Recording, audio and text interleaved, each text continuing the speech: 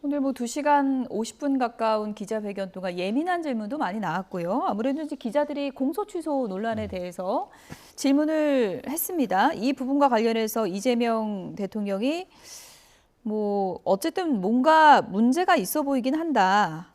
주관적인 내 판단이 있지만 그건 주관적인 거니까 국회에 맡기겠다. 뭐 특검이 이제 해결해 줄 거다. 뭐 이런 식으로 좀 우회적인 방법의 그 답변을 했는데 어떤 내용이 핵심이라고 보십니까?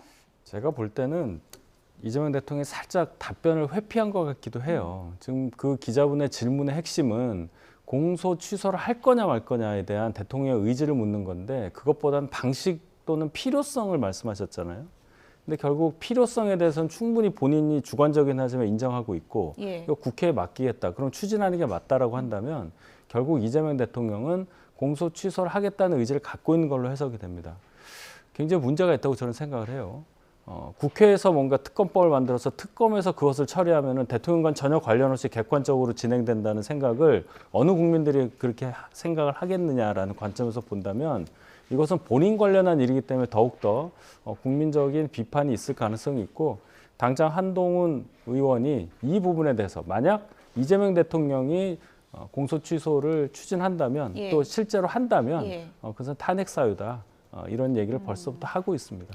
한동훈 의원이 이제 뭐 전공을 살려서 과연 법사위로 배정이 될 것인가 이 부분도 이제 관전 포인트가 될 것 같은데 공소 취소 여부와 관련해서 오늘 이재명 대통령이 뭐 OX를 한 건 아닌가요? 어떻게 해석해야 됩니까? 공소 취소 답변은 사실상 하시지 않으셨죠. 이제 듣는 사람들이 해석을 뭐 입장에 따라 다르게 할 것 같은데요. 대통령께서 하신 말씀은 특검의 필요성에 대한 답변만 한 거예요. 그러니까 이제 어떻게 보면 질문은 공소 취소였는데 왜 그걸 답변하지 않았냐 이런 비판은 있을 수 있지만 사실 공소 취소에 대한 답변을 해서 하고자 한다라고 했다고 주장하는 것은 과하다라고 생각합니다. 그래서 한동훈 대표께서 저는 이제 새로운 정치의 흐름을 만드는데 뭐랄까요 큰 기여를 하실 거라고 생각하는데 지금 이런 반응은 너무 빠르시다. 조금 뭐랄까요? 본인을 좀 누르고 차분해지실 필요가 있는 거 아닌가 이런 생각이 듭니다.